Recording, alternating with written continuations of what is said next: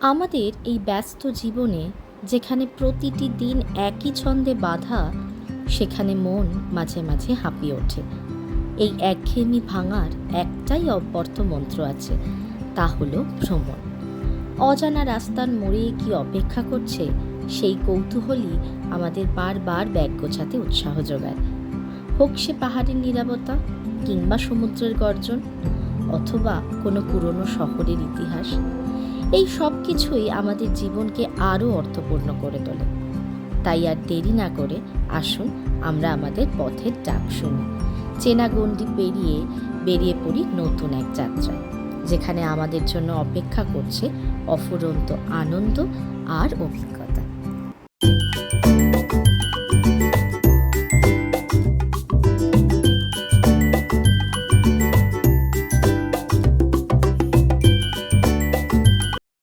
Good morning, সকলকে জানাই শুভ বিজয়ের অনেক প্রীতি এবং শুভেচ্ছা। আজকে আমরা চলেছি একটা দারুণ ভ্রমণে এবং পরপর সেই এপিসোডগুলো আসবে, আপনারা দেখতে থাকুন। আমরা প্রচুর লেট করে ফেলেছি, ট্রেন আর কিছুক্ষণের মধ্যেই, তাই স্টেশনে গিয়ে বা ট্রেনে উঠে কথা হচ্ছে। শুভ বিজয়া, টাটা। কলকাতা স্টেশনটা তুমি এটা কিছু বলে না। হ্যালো, আজকে আমরা বিশাল লেট, এক্ষুনি ট্রেনে উঠতে হবে।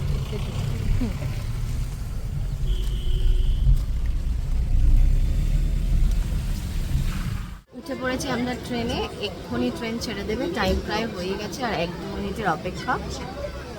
চলে যাব আজকে সন্ধ্যেতেই আমরা এনজেপি। তাই বলে দাও সবাইকে।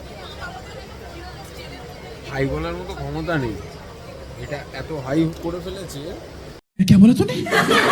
হাই হাই ভ্যালুটা কোথাও ঢুকছেও না, কোথাও নিয়েও যাওয়া যাচ্ছে না, তার মধ্যেই কেটে গেছে হচ্ছে সাংঘাতিক ব্যাপার। तो साला ये दुख का खत्म नहीं होता बे। তো হাই আর একদল এবার সাথে বসে রয়েছে। ও বাবা, প্রচন্ড এক্সাইটেড কিন্তু। ও পাশে ওর মিসেস কারোর সাথে একটা ভিডিও কলে কথা বলছে। ও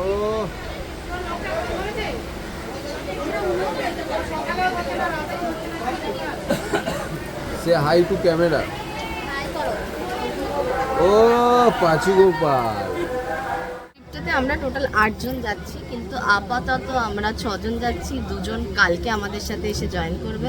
সবাই এসে গেলে তোমাদের সকলের সাথে আলাপ করে দেবো। আগে ট্রেন ছাড়ুক, তারপর সব আবার দেখাচ্ছি। দেখতে দেখতেই চলে এলো বালি ব্রিজ। গঙ্গাকে প্রণাম জানিয়ে, দক্ষিণেশ্বরের মা ভবতারিণীকে প্রণাম জানিয়ে শুরু হলো আমাদের যাত্রা। যাত্রা যেন শুভ হোক, এটাই আমরা কামনা করি। আর আপনারাও কামনা করুন যাতে আমাদের যাত্রা ভীষণ শুভ হয়। দেখতে দেখতে কিছু দূর যেতেই চলে এলো সবুজের সমাহার। যখনই আমরা চেনা পরিবেশের আরাম ছেড়ে অচেনা পথে পা বাড়াই, তখনই শুরু হয় জীবনের আসল অ্যাডভেঞ্চার। দিগন্তের হাতছানি আমাদের শেখায় পৃথিবীটা কত বিশাল আর আমরা কত ক্ষুদ্র।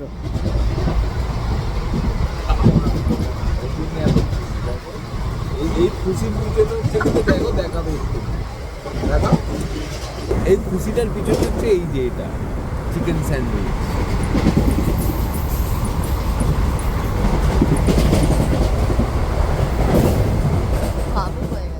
পেট ভরে চিকেন স্যান্ডউইচ খেয়ে নিয়ে আমরা একটু বিশ্রাম করছিলাম। আসলে দশমীর দিন আমরা বেরিয়েছি, আর নবমীর দিন রাত্রিটা পুরোটাই আমাদের জেগে কাটাতে হয়েছে। একে তো নবমীর ঠাকুর দেখার পালা ছিল না ঠিকই, কিন্তু রাত্রিবেলা সব বন্ধুরা ঠিক করে যে একবার আশেপাশে আমাদের বাড়ি একদম প্রত্যয়ের পাশেই, টালা প্রত্যয়ের পুজোর পাশেই, তো সেখানে যাওয়া হবে সবাই ঠিক করে। তো রাত্রিবেলা আমরা প্রায় 2টো নাগাদ টালা প্রত্যয় আবার দেখতে যাই। দেখে মেলায় একটু ঘোরাঘুরি করে আইসক্রিম খেয়ে বৃষ্টিতে ভিজে ফিরি প্রায় 4টের কাছাকাছি। এবং তারপর ছেলেরা ঘুমিয়ে পড়লেও আমি আর অর্পিতা 2জন ঘুমাতে পারিনি, তার কারণ আমাদের পরের দিনের জলখাবার, তারপর দুপুরের খাবার সমস্ত প্যাক করার ছিল, তাই সেই করতে করতেই সারা রাত জেগেছিলাম। প্রকৃতির সুন্দর হাওয়া আর আগের দিন রাতের ক্লান্তির জন্য কিছুক্ষণ ঘুমিয়ে পড়েছিলাম। ঘুম থেকে উঠেই দেখি সবুজের সমাহার। সচরাচর আমাদের চোখে এতটা সবুজের হাতছানি ধরা পড়ে না বলে একটু সবুজ দেখতে পেলেই মনটা একদম চনবনে হয়ে যায়। তো যাই হোক, এইভাবেই দেখতে দেখতে পথের ক্লান্তি দূর করছিলাম এবং জীবনের ক্লান্তিও দূর করছিলাম। দেখতে থাকুন। জলখাবার খাওয়া শেষ হতে না হতেই ট্রেনে উঠেছিল গরম গরম সিদ্ধ ডিম, যেটা আমাদের দুজনেরই খুব প্রিয়। তাই দুজনে দুটো ডিম সেদ্ধ নিয়ে খেতে খেতে গল্প করছিলাম আর বাইরের শোভা দেখছিলাম। আর বাইরে দেখি একটা বিলের মধ্যে কত পদ্ম ফুল ফুটে আছে। কিছুক্ষণ আগের পদ্মগুলো একদম ফোটা ছিল, এখন এখানেরগুলো কুঁড়ি। জানি না ক্যামেরায় বোঝা যাচ্ছে কিনা, কিন্তু চোখে কিন্তু অপূর্ব লাগছিল। সত্যি অসাধারণ। প্রকৃতি এত বৃহৎ, এত সুন্দর যে আমাদের ক্ষণে ক্ষণে মোহিত করে, কিন্তু আমরা প্রকৃতির ছোঁয়াই পাই না। হাজারটা বই পড়েও যে জ্ঞান অর্জন করা যায় না, একটি ভ্রমণ সেই অভিজ্ঞতা দিতে পারে। নতুন সংস্কৃতি, নতুন জীবনযাত্রা, নতুন খাদ্যাভ্যাস সব কিছুই আমাদের মনকে সমৃদ্ধ করে। প্রতিটি ভ্রমণই এক একটি গল্পের জন্ম দেয়। এই গল্পগুলো আমাদের জীবনের সেরা সম্পদ, যা আমরা সযত্নে আগলে রাখি এবং অন্যদের সাথে ভাগ করে নিই। ট্রেনের মধ্যে জানলার পাশে বসে বাইরে চোখ রাখলে যে দৃশ্যপট উন্মোচিত হয়, তা যেন এক চলমান ছবি। ট্রেনের গতিতে প্রকৃতিও যেন দ্রুত তালে তার রূপ পরিবর্তন করে চলে। মাইলের পর মাইল বিস্তৃত শস্যের ক্ষেতে হাওয়ার ঢেউ খেলে যায়। মনে হয় যেন সবুজের এক সুবিশাল চাদর কেউ আলতো করে বিছিয়ে রেখেছে।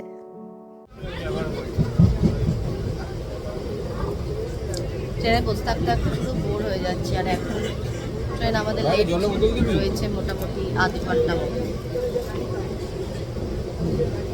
সবাই তো এদিকে ওরা তো সব শুয়ে পড়েছে।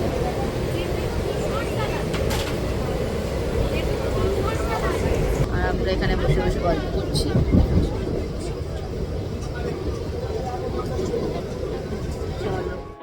এরপর জানলায় চোখ রেখে দেখি ঝিরিঝিরি বৃষ্টি শুরু হয়েছে। প্রকৃতি এক নতুন রূপ ধারণ করেছে, আর তার সাথে উপরি পাওনা হলো বাউল গান।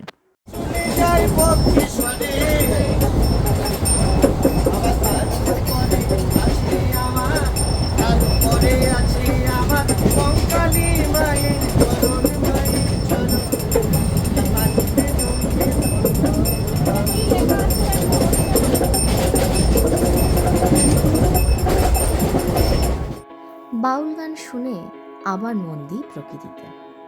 দেখি সবুজের ফাঁকে ফাঁকে উঁকি মারছে ছোট ছোট গ্রাম, আর সেই বাড়িগুলি যেন শিল্পীর তুলিতে আঁকা।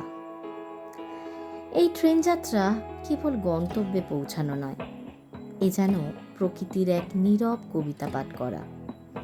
ট্রেনের একটানা আওয়াজ আর প্রকৃতির এই দ্রুত গতির দৃশ্যবদল আমার মনে জাগিয়ে তোলে এক অদ্ভুত শান্তি। মনে হয় যেন প্রকৃতি তার সমস্ত সৌন্দর্য উজাড় করে দিয়েছে কেবল এই এক ঝলক দেখানোর জন্যই। এরপর দেখা মিলল এক শিল্পী, যার শিল্পসত্তায় খুঁজে পেলাম অভিনবত্ব।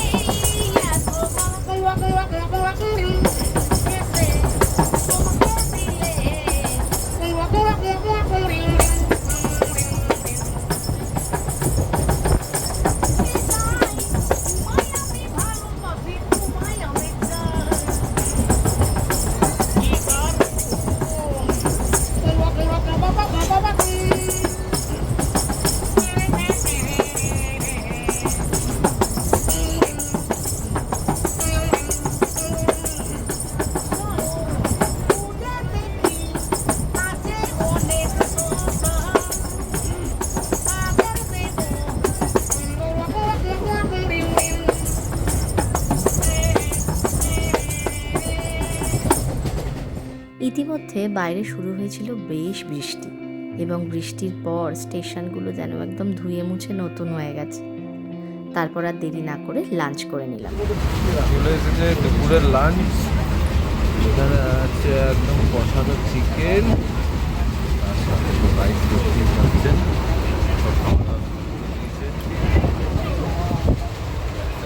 আছে কাকা ভাইপো, ওরাও শুরু করে দিয়েছে লাঞ্চ করা, ঠিক আছে।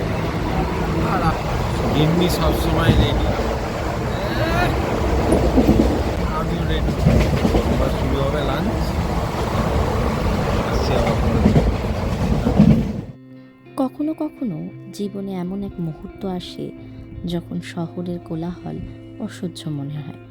তখন কেবল প্রকৃতির কাছেই শান্তি খুঁজে পাওয়া যায়। প্রকৃতির নিস্তব্ধতা যেন আমাদের ভেতরের সমস্ত শব্দকে শান্ত করে দেয়। প্রকৃতি নিঃশব্দে আমাদের শেখায় ধৈর্য, শেখায় নিজেকে ভালোবাসতে। আকাশের অসীমতা দেখে মনে হয় জীবনের সমস্যাগুলো কত তুচ্ছ। প্রকৃতির মাঝে নিজেকে খুঁজে পাওয়া এক অসাধারণ অনুভূতি, যেখানে সমস্ত দ্বিধা দ্বন্দ্ব মুছে গিয়ে মন ফিরে পায় তার হারানো শান্তি। প্রকৃতি আমাদের আদি শিক্ষক, আমাদের আত্মার চিরন্তন আশ্রয়। ট্রেনের ছুটে চলাটা যেন জীবনেরই প্রতীক। কিছু স্টেশন আসে, কিছু স্টেশন পিছনে ফেলে এগিয়ে যেতে হয়। নতুন মানুষ আসে, আবার তারা চলে যায়। এই যাত্রাপথ শেখায় অতীতকে পিছনে ফেলে সামনে এগিয়ে চলার নিরন্তর মন্ত্র। এই সময়টা আত্মপর্যবেক্ষণের জন্য আদর্শ। জীবনের ফেলে আসা পথ, আগামী ভাবনা, ছোট ছোট ভুল বা সাফল্যের স্মৃতি সব যেন এই চলন্ত ট্রেনের দুলুনিতে এসে ধরা দেয়। নিজের সাথে নিজের এই নিঃশব্দ কথোপকথন ভ্রমণের এক গভীর মাহাত্ম্য। সন্ধ্যার দিকে ট্রেনের জানলা দিয়ে দেখা সূর্যাস্তের দৃশ্য মনকে শান্ত করে দেয়। রক্তিম আকাশ আর সেই আলোয় রাঙানো প্রকৃতি এক গভীর বিষাদ মেশানো মুগ্ধতা এনে দেয়। দেখতে দেখতে আমরা চলে আসি গন্তব্যের খুব কাছে। আমরা পৌঁছে গেছি কিষানগঞ্জ স্টেশনে। এটাই লাস্ট স্টেশন। এরপরে ট্রেন সরাসরি গিয়ে থামবে নিউ জলপাইগুড়ি স্টেশনে। এইবার মনটা একেবারে চঞ্চল হয়ে উঠছে ট্রেন থেকে কখন নামবো তার কথা ভেবে, এবং আগামী দিনে আমাদের ভ্রমণে কি কি মজা হতে পারে সেই কথা ভেবেও খুব আনন্দ লাগছে। দেখতে দেখতে হঠাৎ জানলা দিয়ে চোখ পড়ল একটা দুর্গাপুজোর প্যান্ডেলের দিকে, এবং শেষমেশ আমরা পৌঁছালাম আমাদের গন্তব্য নিউ জলপাইগুড়ি স্টেশনে, এবং শেষ হলো আমাদের ট্রেনের সফর। চলে এসেছি আমরা এনজিপি, নেমে পড়েছি। আবার চুল ফুল পুরো উড়ে গেছে। चलो भाई देखो अब मैं क्या करता हूँ। সব পাগল অবস্থা, খাওয়াতে চুল ফুলগুলো উড়ে উড়ে গেছে, বিভস্ত চেহারা সবার। এখন রুমে গিয়ে সবাই ফ্রেশ ট্রেশ হবে। সেই পকড়ে হ্যাঁ, এখন আমাদের রুমের পালা। আগে আমাদের এখানে হোটেল নেওয়া নেই, আমরা আগে হোটেল খুঁজি, তারপরে চেক ইন করব। বলে দিয়েছে যাবো। Let's go.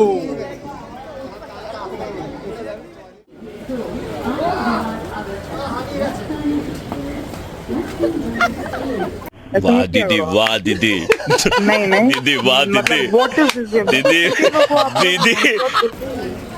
চল চল।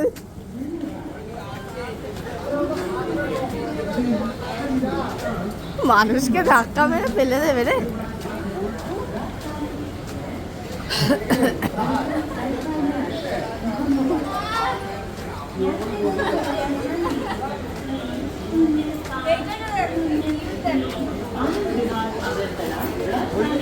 আলে বাবা, লালু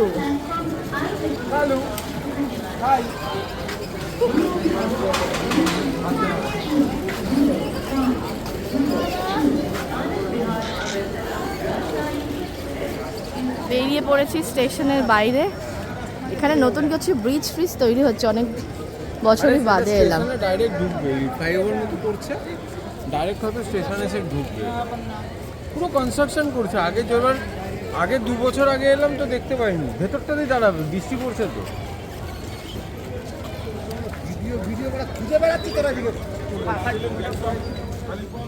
চলে এসেছি আমরা আমাদের নিউ জলপাইগুড়ির হোটেল তিরুপতি লজে। এটি একেবারে স্টেশনের পাশে, স্টেশন থেকে বেরিয়েই আপনারা এই হোটেলটা দেখতে পারবেন। বেশ বড়সড় এবং খুব ভালো ব্যবস্থা। এই হচ্ছে তার রিসেপশন এরিয়া। এখানে আমরা সবাই লাগেজ নিয়ে ওয়েট করছি, আর আমার দাদা রিসেপশনে যা ফর্মালিটিস আছে সেগুলো পূরণ করছে। এরপর আমরা চলে যাব আমাদের রুমে এবং আপনাদের সকলকে দেখাবো রুমে কি কি আছে এবং রুমটি কেমন। হোটেল তিরুপতি ভীষণই সুন্দর, আমার তো খুব ভালো লেগেছে। এটা টয়লেট আর দেখালাম না। আমরা 6 জন আছি, তাই এখানে ডাবল বেড 2টো আছে, একটা সোফা আছে, এসিও রয়েছে, আর এদিকে টিভি রয়েছে, যেটা আমাদের লাগবে না। হ্যাঁ চালা। এদিকে হচ্ছে পুরো ঘরের ইন্টেরিয়র। এটা পুরো নিজেদের রুমের মতো লাগছে। খুবই ভালো লাগলো। আয়না আছে, একটা বসার টেবিল চেয়ারও আছে, আর এখানে তো একটা সোফা আছেই। সবই সুন্দর। তাহলে চলুন, আপনাদের রুমটাও দেখিয়ে দিলাম। এবার আমরা ফ্রেশ হয়ে তারপর আবার আপনাদের সাথে কথা বলবো। এখন খুব খারাপ অবস্থা, এখন ফ্রেশ হইনি। ফ্রেশ হয়ে আমরা বসেছিলাম রিল বানাতে। এখন বাজে হচ্ছে 10:32। আমাদের খাবার বাড়ার আয়োজন চলছে। তরকা আছে, রুটি আছে। দাদা আবার রুটি খেতে পারে না, একটু ভাত নিয়েছে দাদা। ভাতের সাথে আলু সিদ্ধ, ডাল, আর কি আছে ভাই? আর তুই কি নিলি? চিকেন। ও আচ্ছা, ও একটা চিকেন নিয়েছে, চিকেন। আর এই ম্যাডাম আবার ম্যাডাম আবার তরকা খায় না, তো ম্যাডাম আর আমার দাদা চিকেন খাচ্ছে। আর আমার তো পান্ডা বউ আছেই। ঠিক আছে, ও টুক করে 1 পিস চিকেনের ভাগ বসিয়ে দিয়েছে, বলে দিয়েছে বিট্টা দাদা আমাকে 1 পিস চিকেন কিন্তু তুমি দেবে। আর আমার এই ভাই বসে আছি, সরি ও অনিল কাপুর, ঠিক আছে, আমি ভুল করে দেখিয়ে ফেললাম ওর সারা শরীর। जनता माफ नहीं करेगी। ওটা কিন্তু কোনো কালো জামা নয়, ওটা ওর লোম গায়ে, ঠিক আছে, পশম ওর, ঠিক আছে। कैसा लगा मेरा मजाक?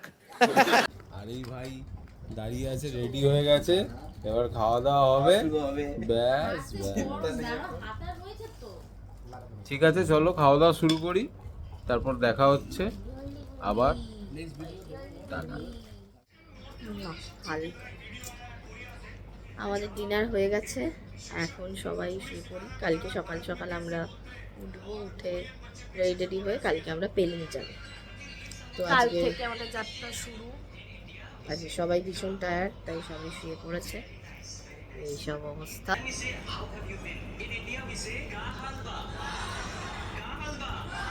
সব যে চারিদিকে ছড়াছড়ি অবস্থা। আমাদের এরকম হবে অবস্থা, আর আমরা এখন এরকম আমাদের অবস্থা। আজকের মতো ভিডিও এখানে এন্ড করছি, আবার দেখা হবে কালকে। Tata, good night.